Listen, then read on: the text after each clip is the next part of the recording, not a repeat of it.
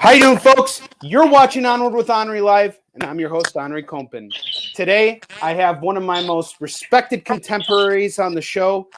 Everybody, please welcome Richard Rivera, the writer, creator, and producer of STABBITY BUNNY, a book that I have just recently purchased and am enjoying very much. Richard, welcome to the show. How you doing, man? I'm doing great. Thank you, Andre. How are you doing? I'm doing fantastic, brother. Had a great weekend and ready for an awesome week. Why don't you tell us a little bit about who you are and what you do? All right. Well, my name is Richard Rivera.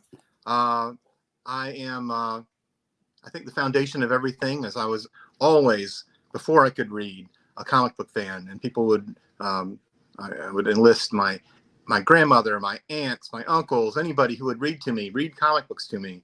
And that's really how I learned to read. Now, I've finally taken those ideas that I had developed and put in boxes and just kind of stored away for decades. About 6 years ago, I took out one of those ideas, STABBITY BUNNY, and began putting a team together to produce the book. Well, believe it or not, when you have absolutely no track record and no one knows how serious you may or may not be, you don't get a lot of returned calls or emails. So I decided that rather than just cold call people on that front, that I would just begin to know some people on Facebook, etc. first, and then afterwards just kind of, introduce the fact that I was thinking about putting a comic book out. So I got to know Dwayne Biddix, a fantastic person and a great artist. I really loved his work. There was a lot in there that spoke to me. So eventually I broached the subject and I sent him the script, and he was super positive about the script. And so we started a collaboration that now is going on, I guess, 6 years. The first issue came out in 2015, and we've got the same team from issue 1. Right now we're working on issue 12. That'll be the end of the first arc, but we've got Liesl Buenaventura, fantastic color artist. A number of people try out, and she just immediately, when you know it's right, it's right.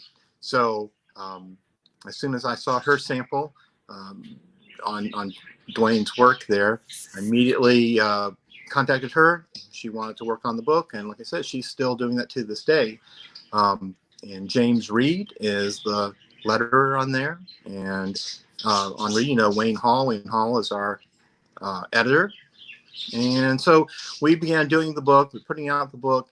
I'll tell you about the very first issue thing, but that's a story all of its own. But I want to hear it. Okay, all right. Well, I'll tell you. What happened is we just started without, didn't really have a structure other than I had some publication background, and I had done some work for other people, not comic books, but I knew how to find a printer and what to do. And so I found this printer, and we got everything together. And so Heroes convention in 2015 was going to be our very first convention. Real psyched about that. That's a comic book. It's a serious comic show. Absolutely. Yeah, absolutely. So, yeah, I was getting it printed, and by a printer who is in Texas, just for distance purposes. And so, they're great until sometimes you're having a conversation, and that same phone call, we're having a conversation, and the conversation is, okay, so you can definitely do it by this deadline, right? It's like, oh yeah, no problem whatsoever. We just need to get your down payment, or get your payment for the printing, and we'll be able to roll. And I'm like, okay. And as soon as I press that button, and then we continue that conversation, okay, so then I'll those will be coming in on the 15th, and whoa, no, we can't possibly make it by then. What are you talking about? And I'm like, well, I tell you what, I said, I've got to get this. I've already sent you the money, and I'm going to get in my car. I'm going to drive to Texas, and we can talk in person. So I drove to Texas. Where are you? Where were you based out of, or where are you based from? Florida. Okay. So how long of a drive from Florida to Texas? How many hours? Well, this from where I was in Florida to where they are in Texas was,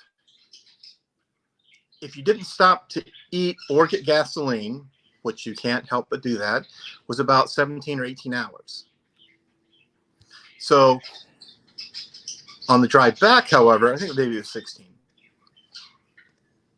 But on the drive back, it was over 20 because there had been a lot of rain. So there were a lot of car accidents. Yep, So, that happened to me in Kansas City. Fucking turn an and- 8-hour drive to 16. It fucking sucked. So the good news is they managed to get them together. The bad news is I'm driving this little car and I've piled all of the copies of the books in there and they're still fuming. So I'm driving back. First of all, I've already driven back and forth and it's this incredibly long drive. And I'm driving back and the fumes are getting to me and I'm actually beginning to hallucinate a little bit. Like seeing bridges where there aren't bridges. And that was kind of fine, you know, because rolling down the window I thought would help, but it just kind of stirred it up more. And then I was feeling okay until finally, when I could see bridges and know they weren't there, and I couldn't make them go away. I'm like, let's pull over for a little while. I didn't rest or anything, but just get out of the car, get some fresh air, etc. But yeah, the drive back was over. I'm not sure exactly, but it was over 20 hours for sure. That's so ridiculous. Then had to drive back to, you know, of course, Charlotte for the Heroes Convention. But you know, Heroes is fantastic. It's for those of you who haven't been, please go as soon as you can, as soon as you know, the conventions are around again. Because I was so upset when they canceled it because I started hitting that show back up again too, and it is a fantastic comic show, and not like a Comic Con where they bring in all these celebrities, but they really put the focus on the creators that they bring in, and it's really about us being there, you know, which I think is amazing, and it's got to be a huge rush, that being your first show. Yeah, well, absolutely, and you know, again, just didn't know what to expect. So we had you know, I'm going to a show and I've got one issue of a comic. So, while flash forward later years, that was not be the case. But in that case, I thought, well, I'll go ahead and do 3 different covers so that if somebody either has a choice or if they really want to support the book, they might get all the covers. And, but in subsequent issues 2 through 5 before the hardback with 6 in it, I just had one cover as a choice. But I started out when I did the first convention, we had the 3 covers, and you know, just I think we put the right one on here. Oh, well, this is one of the covers. This is one of the other covers that we had, and then we had a 3rd one as well. But anyway, getting way into the cover thing there. But I showed up and I had that, but I wanted to have more because I kind of wanted to fill my table up with something. So we had posters. We had done other other treatments that we could do, you know, as we would later with Scout, just really go into that direction. But we could do, you know, homage covers. We could just do anything. You just got a little girl, and you got a bunny, and you got imagination going on there. So we, we had a lot of fun with that. We had stickers. I'm trying to remember if we had T-shirts yet. I don't think, maybe we did. I think I even started with T-shirts as well. So, you know, you kind of open up as a brand new book, but you got all this stuff. So I think in some ways that bolstered some confidence that we planned on being around. We didn't just print up a couple of books and show up at the convention. But I have to say, you know, the sales at that first convention were very disappointing. I won't even go into how disappointing. It was like that for me too at my first Heroes. Like I was really disappointed the first time too. I didn't do that well. And so I completely understand that. Yeah. And it was kind of like one of those moments where it's like, are you going to focus on that? Or are you going to focus on, you know, you've got a great product and you want to get it out there. How do you sell it better? Or what do you do to get out there? Well, we had, we drove back from Heroes, and at least that year, the very next weekend was Miami SuperCon. So in driving back from there and stopping home, then going to Miami, basically I had, I don't know if it was a day or 2 days. I guess I had 2 days. And in that time, totally retooled the way we did our display. I built some makeshift displays, etc. I mean, including taking things like taking the those those vinyl fence posts and like chopping those up and attaching boards to those and doing whatever I could do to kind of make a tiered effect for some of the posters, etc. Worked on our pitch, and it was night and day. We also had we just lucked into a great spot, and also our neighbor didn't make it, and they were more than willing to let us spread out rather than have this great spot look half naked. So we were on the row, an artist alley that led to the food court on the main row. So the difference between the first show and the next show, I would say we did more along the lines of 500 or 600 copies of the book, which for us was huge. Show. That's a big deal. That's no fucking around.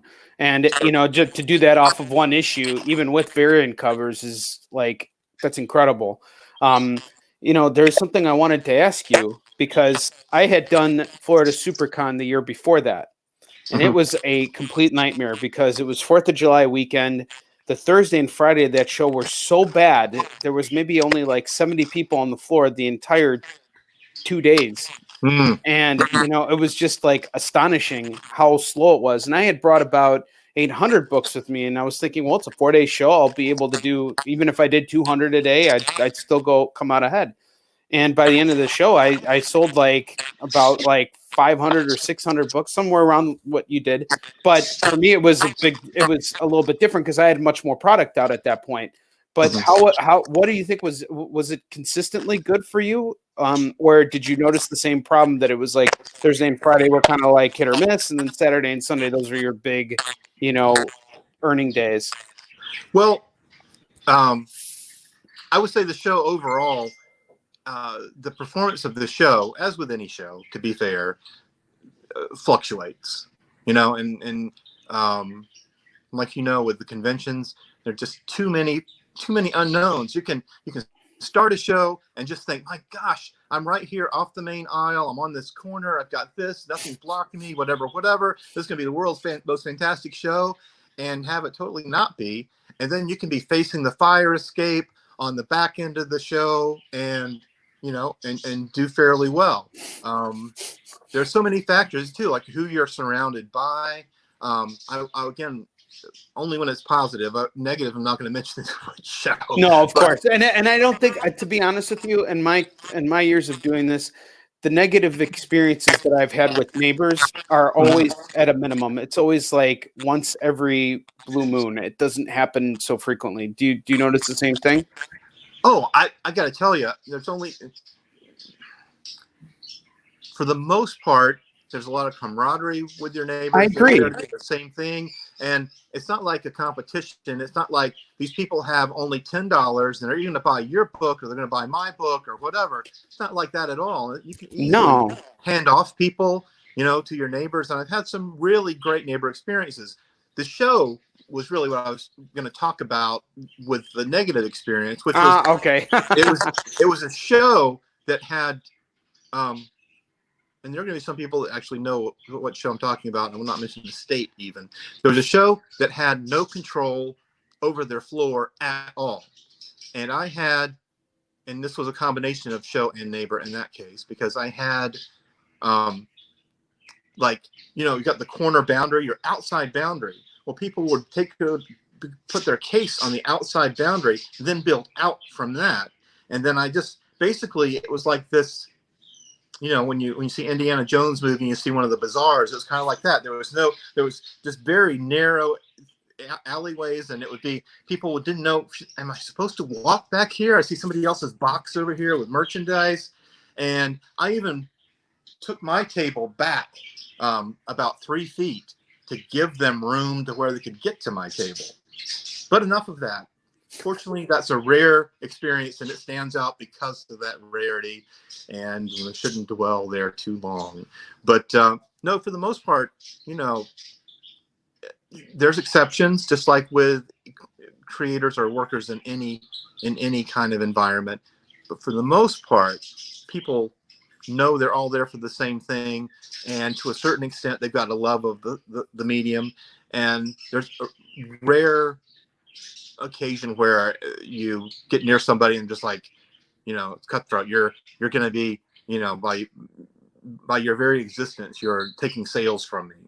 And the sales are out there. You just got to get your sales. I agree 100%. And what's interesting is that it does get to a cutthroat point when you have a neighbor who's hesitant to interact with someone who's walking by. And if they pass them and you go after them, that's it. It's Right. like you missed that opportunity. And one thing I've learned is if you can, try and find a way to kind of throw them back to your neighbor so that your neighbors have a chance to at least engage. But I think like with what we do, because there's so few people doing what we do, we've developed an approach that is not just about selling the units, but selling the experience of buying buying the book, of meeting the creator. We're selling that experience. And Right. you've offering a lot of options. I never really dove into variant covers, maybe out of my own ignorance, because I always was thinking to myself, well, I don't want to do it because I don't want to throw my audience off by having all these different covers and essentially the same content. But I like your thinking, because it's like it really does fill up your table more with more content. It gives you a chance to resell the same thing multiple times. But it's also builds up an appreciation for the brand itself, because you are creating a collector's market around what you're doing. And if you can get the right people to draw for you, that's an important thing. But one thing I noticed just at DragonCon, where we first met last year, I just noticed your table. You had so many beautiful, covers, so many different variants, taken from all these iconic comics, but, with your own take and spin on it. And it's really just, like you said, it just opened up an unlimited amount of possibilities for what you could do with your brand. Yeah, I mean, there's such thing as too much of a good thing. Everything is the way that you handle it and your focus. And I think not to get stuck in one track, because my convention plan this year had been to have probably fewer variants, or at least the variants that I had, making sure that they were lower priced and more accessible. At a convention, someone to pay $10 for a cover that's got one of their favorite movies on it, basically, or whatever, isn't as big a deal as it might be to charge $10 for a comic book at a comic book store, kind of a situation. And you've got different people that approach your book for different reasons. When STABBITY BUNNY first came out through Diamond, we got a lot of like speculator buzz and a lot of focus from that group. And that's great, because it puts it in another area, it puts it in another audience's attention. And people who aren't necessarily collectors or speculators still hear the name, and it gives them some curiosity. I've been pretty fortunate with my banner here, because like in New York, you do the work, you're out there, you bring people in. But in New York, just to give an example, many times an hour, someone would just come up, okay, you got me. What is STABBITY BUNNY? Yeah. And when people approach you, that means you're doing something right. Absolutely. And I'll tell you something that I didn't tell you, and I will tell you on the air right now. So last year I was at New York Comic Con. Okay, you were in Artist Alley, right? Yes. Last year, 2019. I was on the main floor, which is at least 2 miles away, literally probably Right. about 2 miles away from where Artist Alley is. You Right. have to walk across the entire convention center, the Javits Center, from like 35th Street down to like, what is it, 30th or something? It's just like, it's really fucking far. Right. And then on top of that, it winds down a couple blocks too. So Artist Alley is just in the middle of nowhere. And the most amazing thing happened to me. Sunday morning, I come to my booth, and these two guys are rushing out, and they're like, "Where's the STABBITY BUNNY guy? Where is he?" And I thought that was really cool, because it's like, wow, he's got a reach. And not only have you got a reach, I mean, seriously, man, when you're telling me about what you're doing at these shows, I'm just like, I want to learn from you and try and see what I can take from it, because I don't ever want to see myself as like the only guy who can sell comics, because that's not true. We all are doing this full time. We all have our techniques. We all have our markets. Like you said, we're not competitors in any way. There's as much Yisun Shin and Stabbity Bunny have as much in common as, burgers and, Kung Pao chicken. I mean, it's just so much. It's such differences that I think, but there's a lot of similarities too, because we're both out there doing the same thing. We're both out there pushing and trying to get as much of our work out there into people's hands as possible during this small window of time that we have on the convention floor. Right. Well, like I said, the I have to be careful sometimes, because you don't want to let the banner do too much of the work. You know what I mean? It's like, I can't go, the banner's going to bring them in. So, I'm more of the eye contact. If we make eye contact and we feel kind of like we've nodded, etc., then I feel perfectly fine in talking to you about my book. And you're at a comic book convention, so you probably are curious.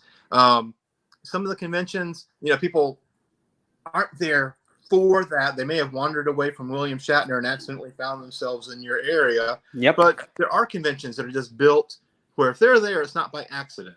I mean, you don't accidentally walk into New York Comic Con's Artist Alley.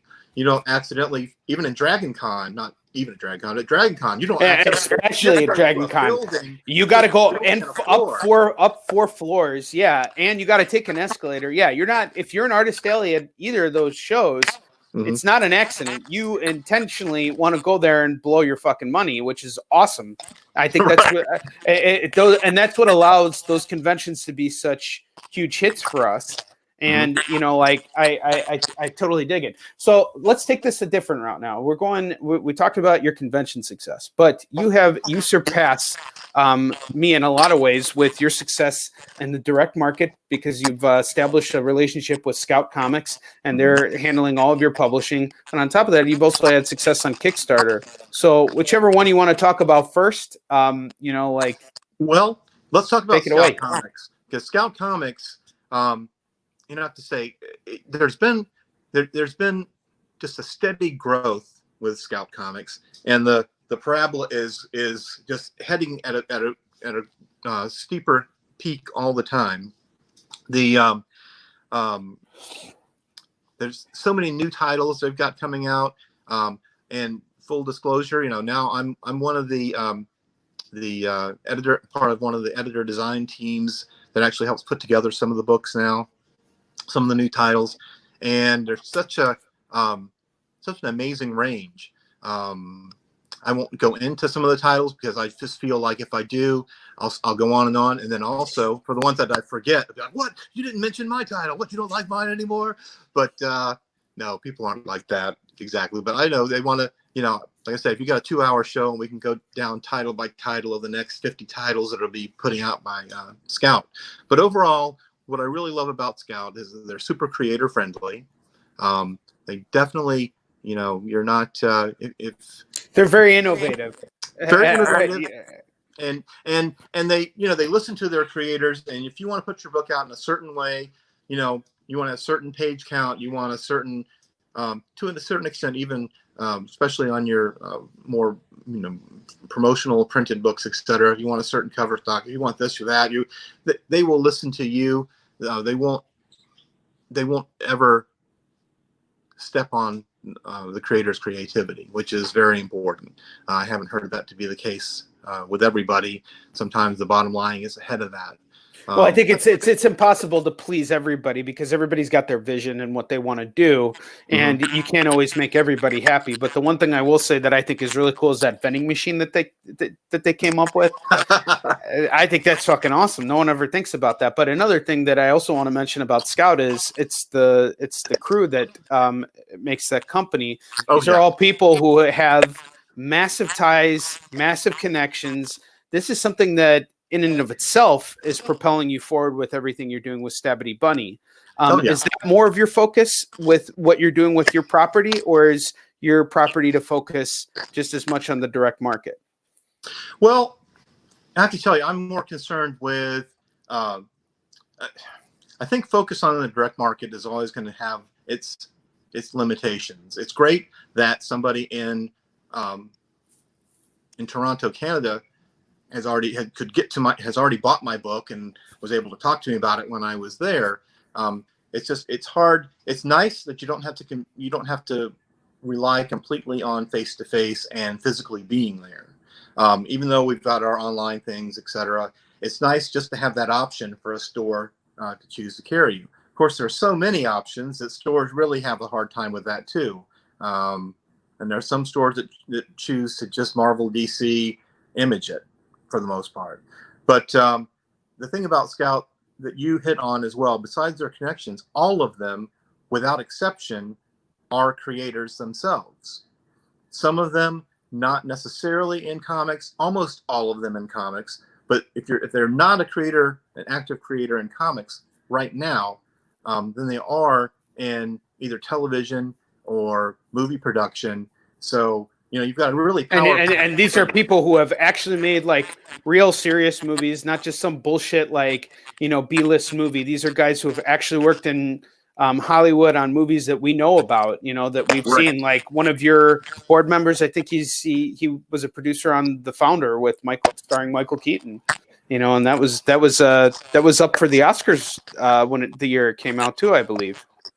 Yeah, I have to admit I'm not as familiar with that, but I do know that it's not like a straight to DVD movie production thing. There's not 500 of them floating around in a cardboard box, being sold out of the back of a car. These guys know how to get movies sold and how to produce them, how to make sure that your intellectual property is you're partnering with them essentially. They are they're putting a lot out there for you, and you're doing the same thing. Yeah, absolutely. I have to say that as far as like my focus, direct market, it might sound almost irresponsible, but direct market to me is in Scout's hands and is the after effect. And I'll promote myself and I will promote direct market, but as I think you will agree, it's that face to face. It's the experience. We're showmen. We're showmen all the way. We thrive, and I'm not gonna let's not beat around the bush here.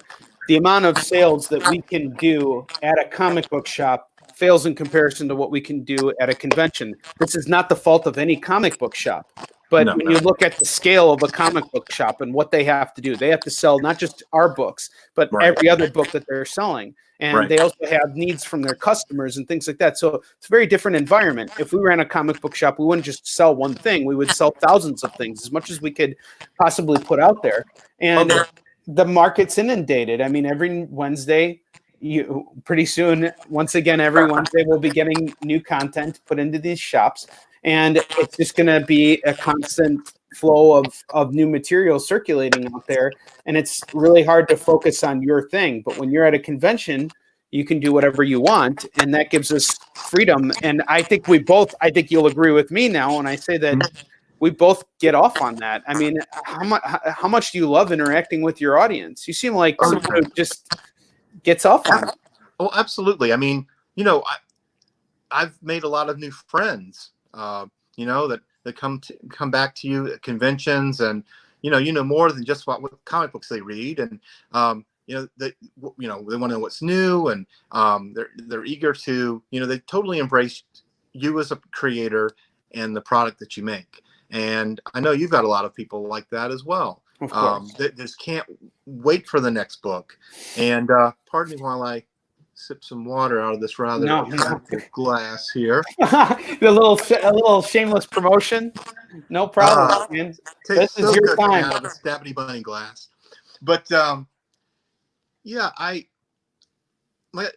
think it's all a tiered approach. I think every creator has to decide where their priorities are in that, and it's got a good team behind them.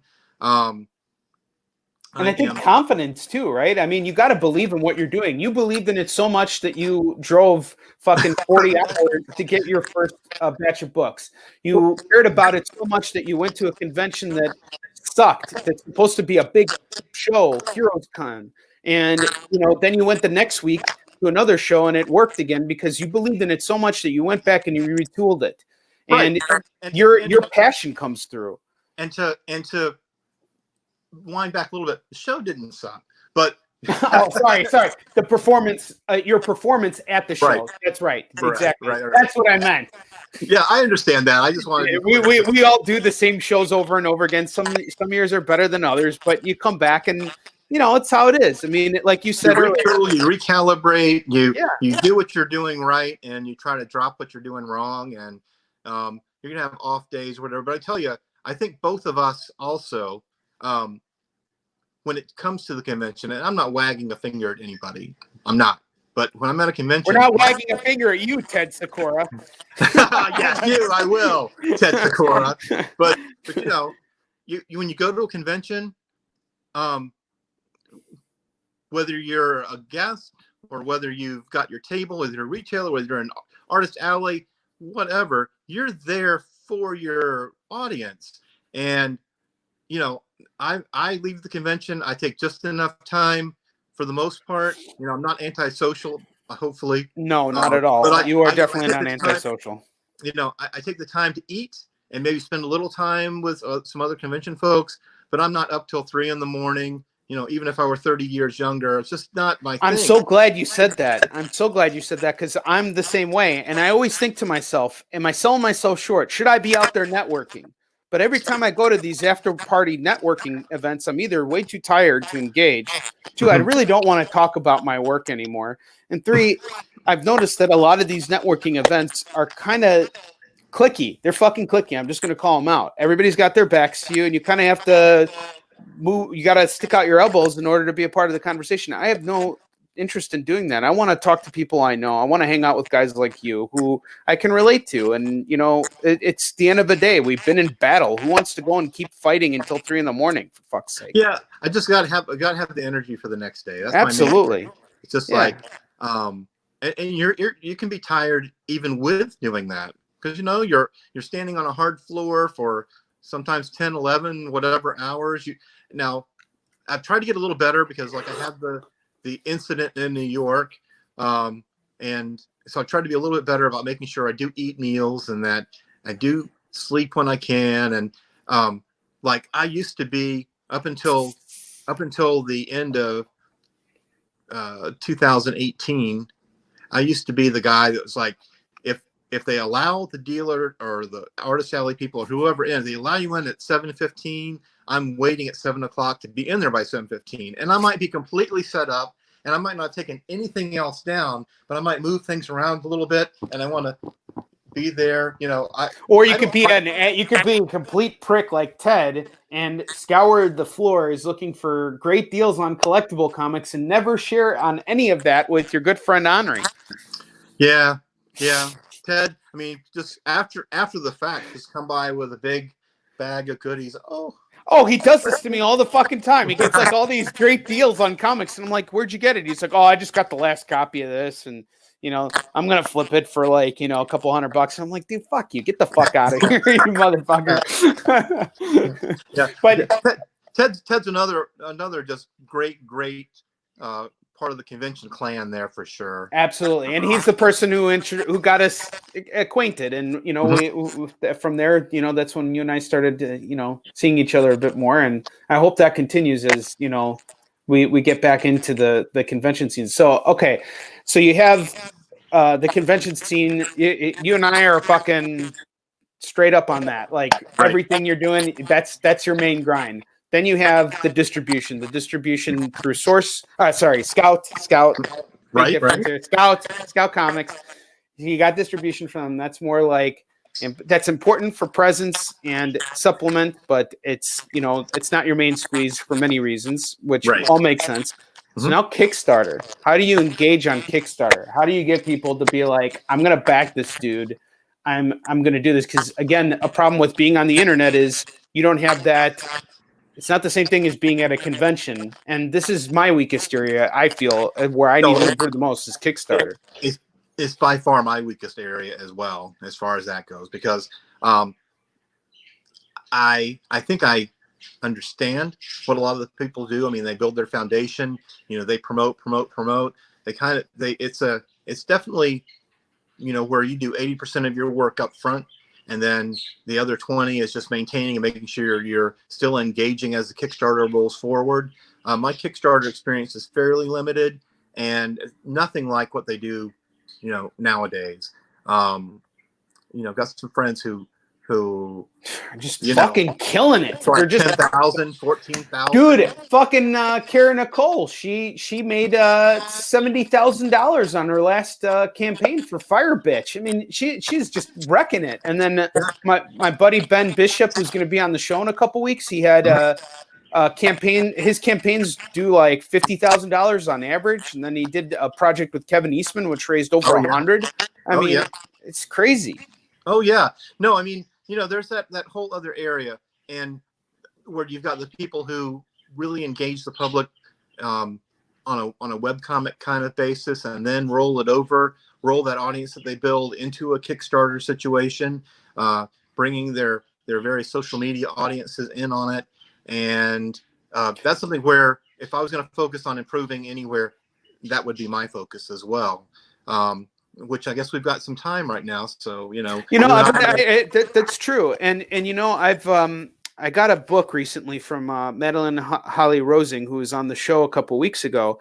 She wrote a whole book about how to run your Kickstarter and as an independent creator. And I'm curious to see, because like one thing I've been kind of thinking about very heavily is implementing variant covers into my Isushin line, just so that I have something different. I can involve other creators. Has that helped you with your Kickstarter? Well, I'll have to say that is not necessarily what I had done in the past on Kickstarter, but now something like that's essential. You get you got other relationships with other people who have properties as well, and they're artists. You can get the cross-pollination of that. Not to mention, artists bring their own audience as well. I will say that, answering for other people, that people that are doing well at Kickstarters, vast majority, if not all of them, do have some variant cover offerings, whether those come into play later, with stretch goals, etc. But almost everybody, I would say, has at least 2 to 3 covers, at least, and some of them have a dozen covers. And but yeah, you can definitely help with your audience by bringing in social media, just the way it works, that web as it goes out there, the drops of water in the pond there, and they all intersect as they expand. And it creates a stream. Russell Nolte spoke about that, and that he's another really hard hitter in the Kickstarter and the convention front too. I mean, and I'm really hoping with my next Kickstarter to be able to kind of like really bring it up more. But the thing that I find very hard is, it's so much more difficult to engage people on the social media platform. I mean, did I do okay? Yeah, sure. Most people would look at my campaigns and think I did great. But I look at my campaigns and I just see where I see what I pulled in. I see myself being able to have done double that, Well, you're holding yourself, and as you should, you're holding yourself to the same standard. The Kickstarter standard, you want to be the same as your show standard. Yeah, sure. And you're exceptional, at the shows, absolutely exceptional. And so I mean, I can see that. I mean, that you wouldn't want to have something to where, I'm a 2 at this and I'm a 10 at that. You would like to have at least an 8 on that. Yeah. Or just balance it out, learn a little bit more. And a lot of people, I also think, have more Kickstarter experience because they're doing so many projects. But one thing I've noticed, Richard, is you and I are, again, cut from the same cloth, because we have a focus on building our brand, our book. We may not be taking on the 7 projects at once, because the thing that I find is really difficult about that is that how do you give each project proper care? If you're writing 7 titles at a time, you can't give them all the same amount of attention. And you can write fast. Sure, anybody can fucking write fast. I can write out my ass, But, when it comes to making comics. I want to make stuff that I myself would want to hold in my hand, like Sean McCardle said when he was on the show last week about his book, The Fuhrer and the Tramp. He specifically labored over his book because he wanted to have something that he himself could hold in his hands. And Right. I think you feel the same way. I mean, we care about our brand. We care about our book. We want you to have the best reading experience possible when you're picking it up and reading it. Yes, and I've had a few other projects, but I've always come back to this one. This one's always been my focus, and I think some of the other projects may have suffered as a result. But we got Shadow Play, which is actually connected to the series here. Back in the indie days, before distribution through Scout, etc., I did one issue of Storm Pirates, which actually ultimately also ties into the same thing. So in a way, they were just different chapters. But you're weaving it in. It's part of a bigger thing. It's not like you're jumping off and saying, well, next I'm going to do a sci-fi thing, and then I'm going to do a martial arts thing, and then I'm going to do a Western, and I'm going to work on all that at once. And it's one thing to do that if you're a freelancer, and there's nothing wrong with that. I know a lot of very successful creators who are tackling multiple projects at the same time. But the one thing I notice is some of them hit and many of them miss. And, I kind of looked at that and I was like, I really don't want to have that, that kind of, it's not even that those books that necessarily missed.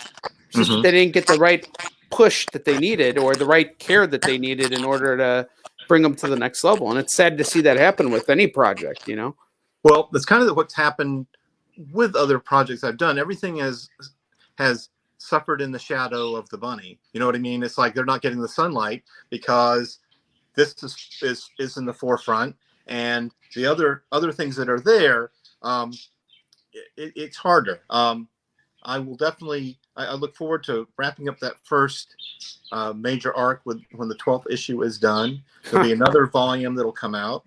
The first volume that I did, which contained 1 through 6, that ends on like a mid-season finale kind of feel. Cool. And it's kind of, mid-season finale in a show where you get some major answers, but unfortunately the answers that you get cause the next set of problems, or, causes a kind of a pause as people take that in. Because if you look at we finally find out, go ahead and flip through those last few pages. We won't share it with the audience here, but if you look through, maybe 5 or 6 pages from the end, you see what's really going on with the bunny. Okay, then, I see it now. And then, if you look at the very last page, right before the last couple of pages, Mom is like, do I want to let my daughter carry this bunny around anymore? Well, the funny thing about it is I have read the first chapter, and it really hooked me. It read just like a TV show. So this little girl gets kidnapped by a bunch of the Greek mafia, and her mother is trying to find her, and she finds out that there's a ransom on her daughter. So she goes after her and tries to rescue her. In the meantime, she's got her pet rabbit with her, who is named Stabbity, and he is this inanimate object, and he doesn't say anything. But then at a certain point in the story, we find out that there's more to him than we thought. So that's kind of, I finished that first chapter because as soon as I got this, and you threw in so many extra goodies, for $25, I got this book, free shipping, and like 3 other single issues. I mean, that was a fucking deal, man. Thank you so much. And I promise you, at the capacity that I can get through all this stuff, I will. But the one thing that I thought was really fantastic about it is that your book is named after an inanimate object, and it never has any, it's the main character, but yet it's not. And I think that's what really kind of like, and it very much so is a character, because everything kind of like revolves around it. And like you said, this 6th issue kind of brings it all back. But I've also noticed that you weaved a lot of yourself into the book. Like the variant covers had you and your artist on the cover. What's the story with that? Well, even some of the incidents in the book, minus there's an incident in the book that happened to me. It's not really a spoiler. Issue 3, where a little girl has, and this is all the same up until the very end of the story for me. A little girl has this butterfly that she's got in a box, and it's got a crippled wing, and she's like, oh, I'm just waiting for it to die. I'm going to tack it to my wall. And I, or Grace in this case, is horrified at that notion. So she and I went and found something that was butterfly related, that was an inanimate object, that was just a thing, and offered to trade it for that butterfly. And she did, and then took that butterfly, which, you know, it's going to die. It's got a broken wing. It just can't, but took it to a bush. Sorry about that. Am I still here? No. You are still here. And so she took it to a bush. Yeah, you're back. So you took it. Okay, she took it to a bush. You can't hear me. No. Okay. All right. Here's what we're gonna try and do. I'm gonna kick you out and then bring you back in. Hold on a sec. Sorry, folks. Hang on just a second here. This was just getting hot. Richard, you there? Can you hear me? Can you hear me? I can hear you. Why don't you try exiting out and coming back in? I can't hear you. Yeah. You. All right, here. Hang on. Look in the comments. The comments section. Try to. Everyone can see and hear you. Exit. Excellent. Come back in.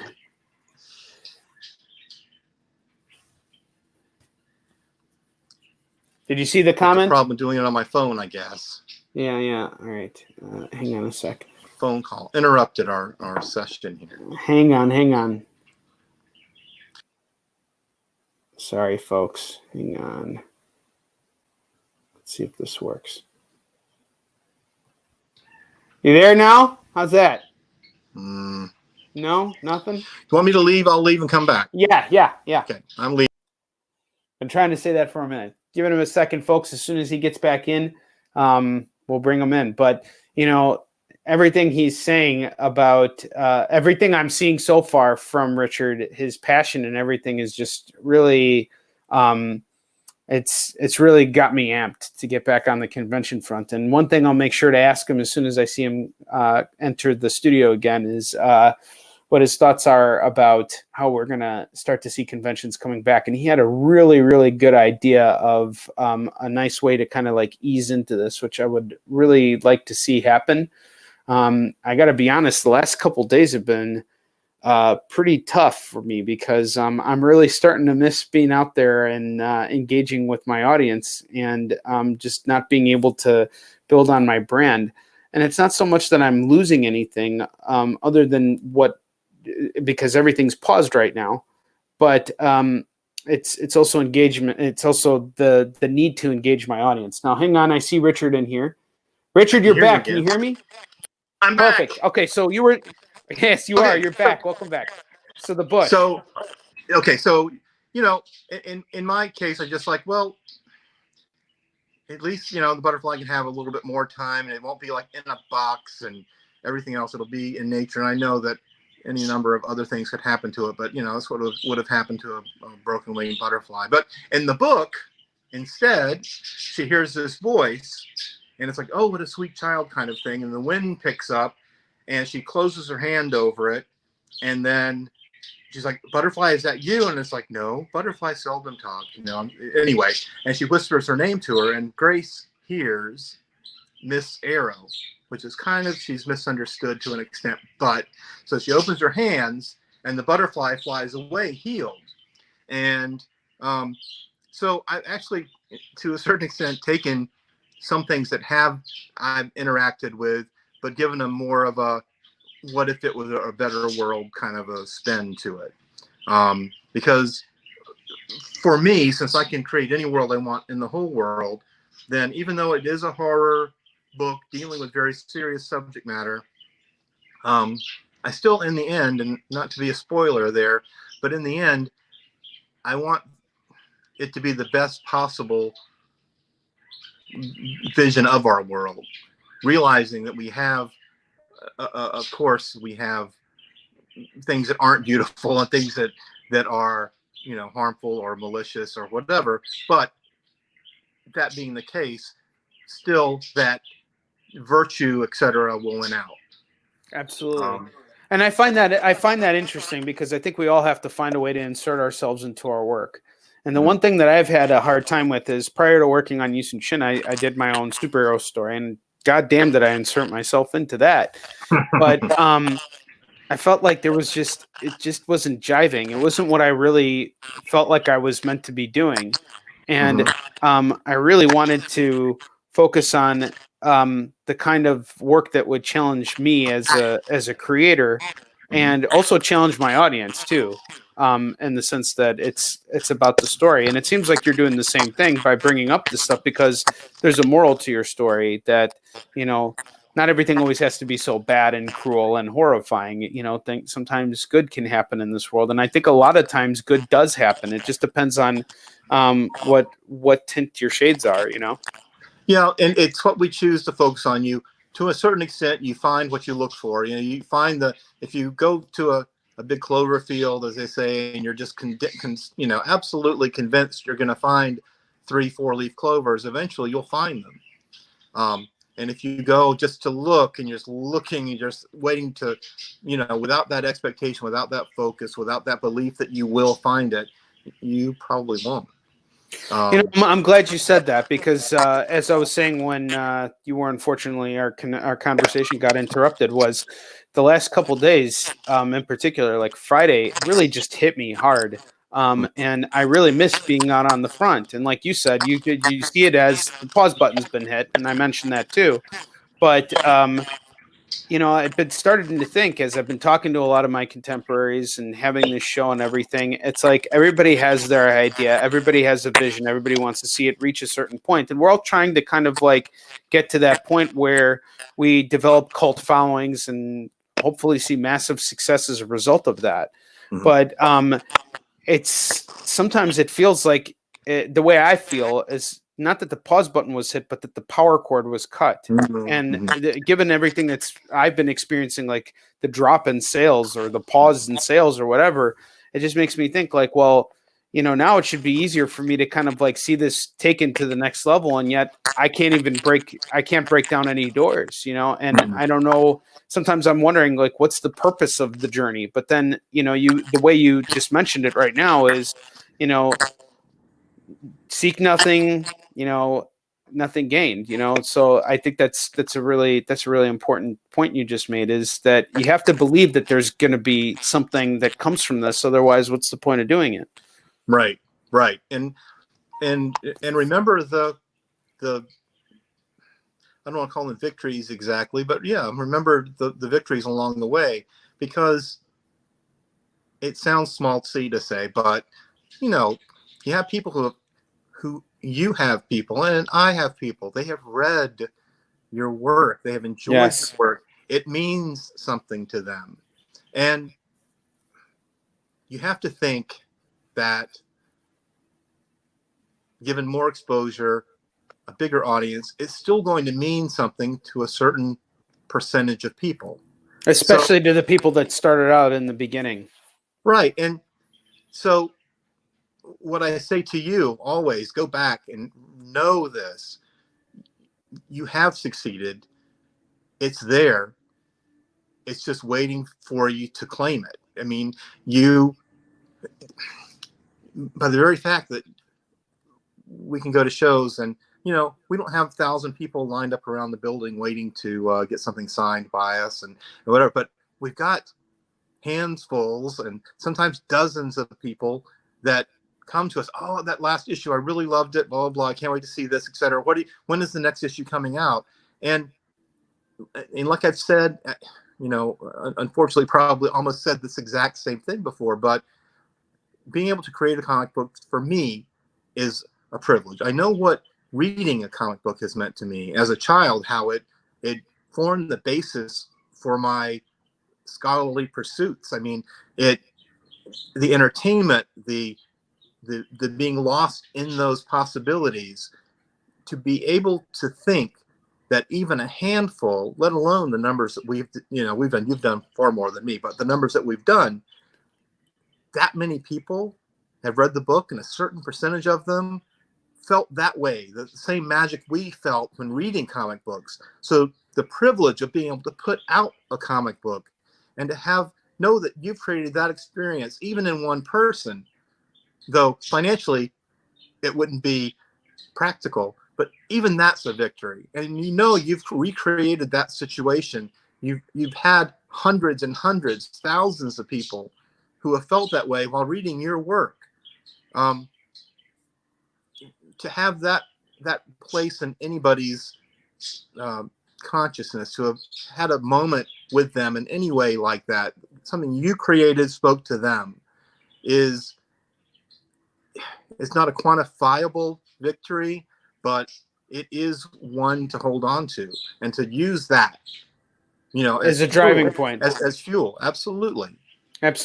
And I miss that. Because every sale fuels you, even after you've been going through like hours of rejection. It's just like, that one thing. Now I want to bring up one last thing, and then we gotta bring this to a close. But the one thing that you and I were talking about backstage before the show started was an idea you had that I think is an excellent one about how we could potentially ease back into the convention scene, how we could potentially see shows come back as early as this year. And I was wondering if you would be willing to share that idea with everybody about Sure, yeah. I mean, I'm sure everybody's thought about this, and of course probably been much better ideas than mine. But, step one is to, we've already had the occupancy numbers that have been calculated. They were calculated with a certain number in mind, area wise. Recalculate the occupancy numbers. But then, even more importantly, you don't sell a ticket to a show for a day. You sell a ticket to a show for one of 3 different shifts. And randomly, let's just say from like 8 to 12. And then there's an hour break. And people have those tickets going from 8 to 12. And in that hour break, well, people could have a lunch or whatever, but, they can also make sure that the bathrooms are stocked and that they clean things down. And then, you don't have to worry about people lingering till the next ticket, because you will have cleared out the area other than people that are there to be a guest. And then you have a 1 to 5 shift, and then you have an hour break there.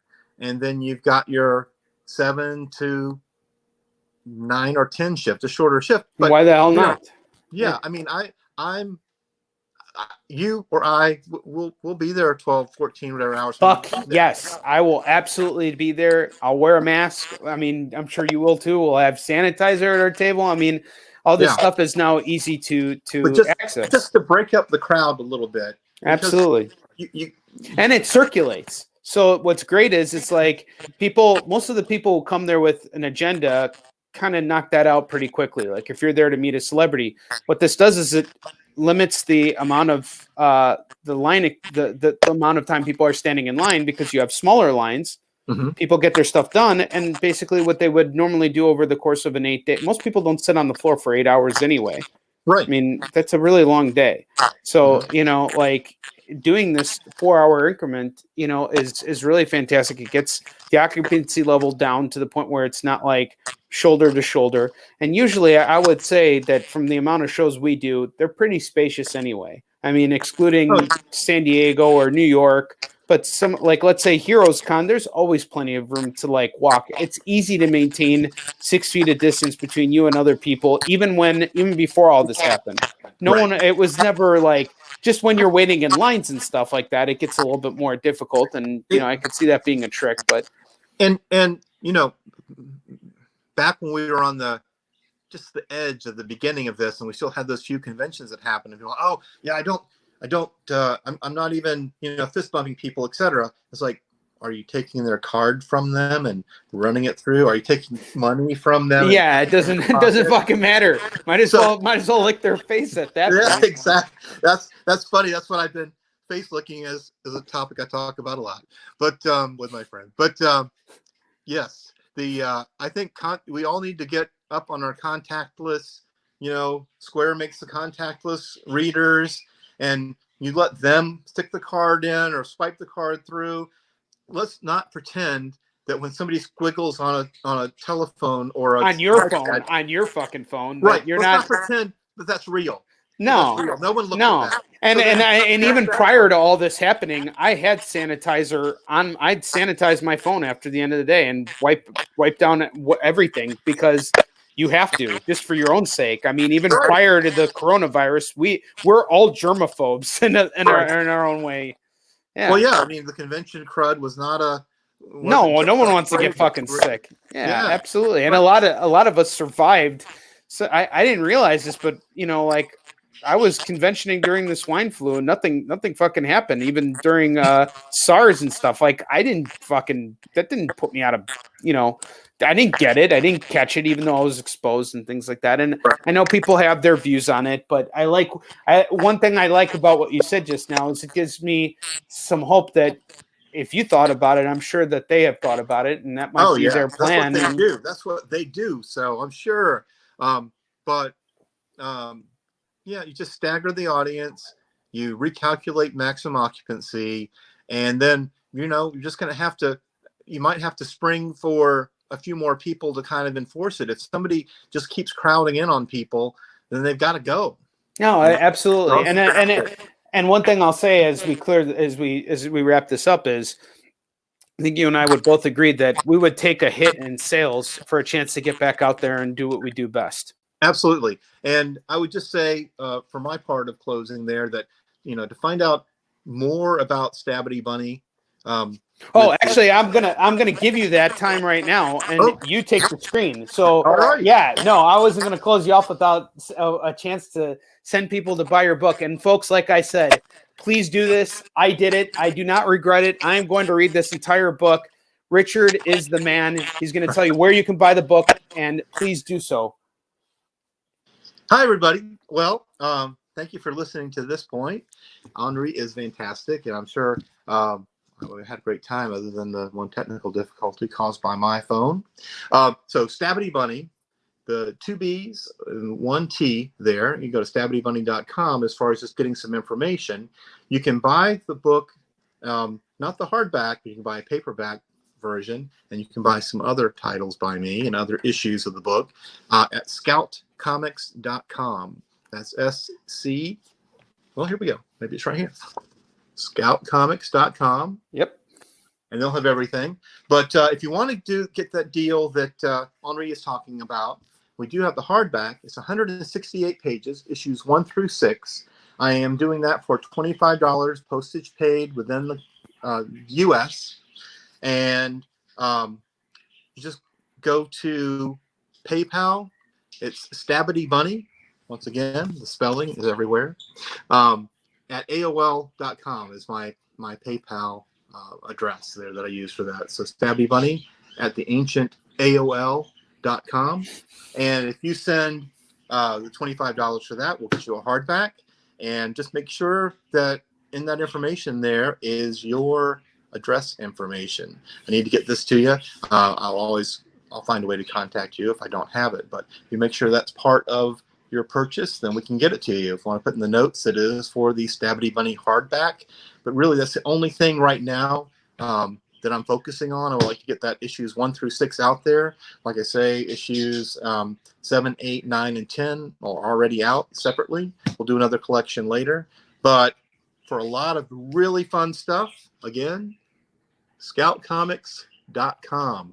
They've been retooling their store. There's so many new titles coming out. They've got everything. They've got a ton of variety, including one thing I did not talk about, which is Stabbity Ever After.